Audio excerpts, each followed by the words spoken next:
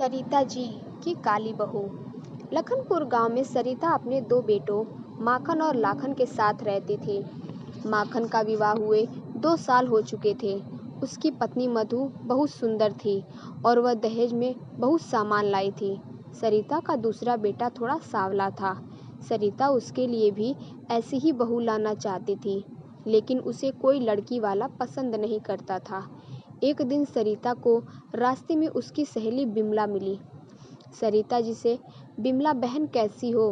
बिमला कहती है, मैं तो ठीक हूँ सरिता, लेकिन मैंने सुना है लाखन का विवाह नहीं हो पा रहा है। तू कहे तो मैं कोशिश करूँ। मैं एक लड़की को जानती हूँ, वह अपनी माँ के साथ यही पास में रहती है, लेकिन वह सांवली है, इस कारण उसकी भी शादी नहीं हो रही है। सरिता जी कहती हैं, हाँ बहन, बात करके देखो। फिर बिमला कहती है, लेकिन वे बहुत गरीब हैं, दहेज नहीं दे सकेंगे। सरिता जी कहती हैं, फिर चलो कोई बात नहीं, मेरे नसीब में यही सही, तुम बात करो, अगर सब सही रहा तो इसी महीने शादी कर देंगे। कुछ दिनों बाद लाखन की शादी राखी से हो जाती है। एक दिन सरिता अपने घर में बैठी थी। सरिता कहती, काली ओ काली, कहाँ चली गई? राखी कहती, माँ जी आप मुझे बुला रही हैं? सरिता जी कहती, महारानी यहाँ सब गोरे हैं, बस तू ही तो काली है। राखी कहती, जी माँ जी बताइए क्या काम है?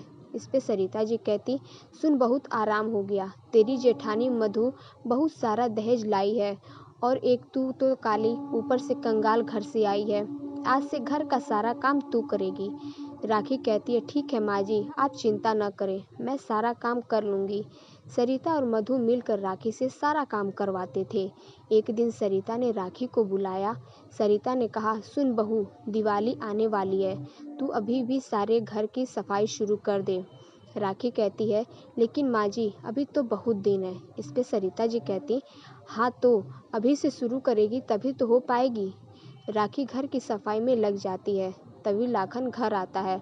लाखन कहता है, माँ मुझे शहर में बहुत अच्छा काम मिला है, पैसा भी बहुत मिलेगा, मैं शहर जा रहा हूँ। इस पे सरिता जी कहती हैं, लेकिन बेटा अभी तो त्योहारों का समय है, दिवाली बाद चले जाना।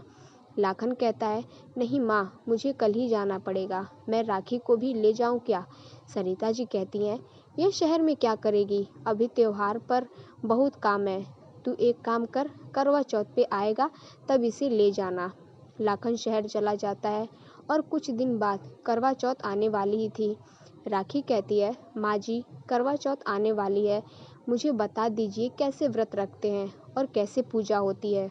इस पे सरिता जी कहती हैं, मेरी बड़ी बहू सब जानती है और इस गंवार को कोई रीति रिवाज पता नहीं है। तो फिर राखी कहती है, मेरे पिताजी नहीं थे, इसीलिए माँ को कभी करवा चौथ का व्रत रखते नहीं देखा, इसीलिए मुझे कुछ नहीं पता इसके बारे में। सरिता जी कहती हैं, ठीक है, उसी दिन बता दूंगी, लेकिन अगर लाखन नहीं आया तो व्रत कैसे पूरा करेगी? राखी कहती है, वे आ जाएंगे, मुझे पूरा विश्वास है। सरिता जी कहती हैं, हाँ तेरे जैसे काली बीवी के लिए वह शहर की करवा चौथ छोड़कर आएगा, वह तो अब तक तुझे भूल चुका होगा। ये सुनकर राखी रोने लगती है, वह डर जाती है, वह माँ दुर्गा के सामने बैठकर प्रार्थना करने लगती है। राखी, माँ मेरे पति को करवा चौथ के दिन भेज देना, मेरा पहला करवा चौथ है, कहीं कोई अपशगुन न हो जाए। आज करवा चौथ का दिन था। मधु और राखी सुबह से ही तैयार होकर शाम का इंतजार करने लगती हैं। माखन तो शाम को वापस आ जाता है, लेकिन लाखन की कोई खबर नहीं मिल रही थी कि वह शहर से आ रहा है कि नहीं। शाम को दोनों बहुओं ने पूजा की और चांद निकलने का इंतजार करने लगी। लाखन के न आने से सभी परेशान थे।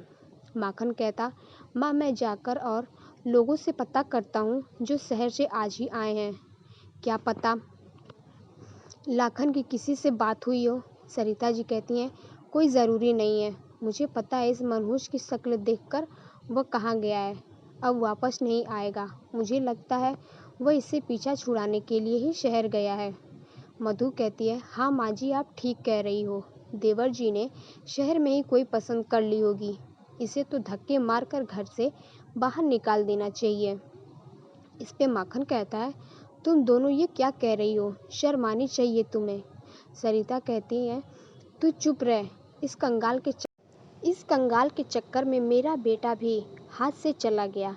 इससे तो कुंवारा ही ठीक था। तू मधु का व्रत पूरा कराकर खाना खा ले, इसके बाद इसे इसके मायके छोड़ आएंगे। राखी बैठी बैठी रो रही थी। तभी पीछे से आवाज आई। लाखन ने कहा, कौन मेरी पत्नी को घर से निकालेगा? सभी ने देखा लाखन पीछे खड़ा था। राखी उसे देखकर खुश हो गई। लाखन ने आगे कहना शुरू किया, लाखन, मैं पैसा कमाने शहर गया तो तुमने मेरी पत्नी को नौकरानी बना दिया। अगर ये काली है तो मैं भी तो काला हूँ, फिर तो मुझे भी यहाँ नहीं रहना चाहिए। इस पे सरिता जी कहती हैं, नहीं बेटा, ये तो तेरा घर है। राखी कहती है, आप ये सब मत सोचिए, चलिए व्रत पूरा करते हैं। चौथ माता ने मेरी पुकार सुन ली। लाखन और राखी ने चांद को देखकर व्रत पूरा किया। उसके बाद लाखन ने अपनी माँ को बहुत सारा रुपया दिया और राखी को लेकर शहर के लिए निकल गया। अगर दोस्तों मेरी ये कहानी पसंद आई हो तो मेरे चैनल को लाइक, सब्सक्राइब एंड शेयर जरूर करें।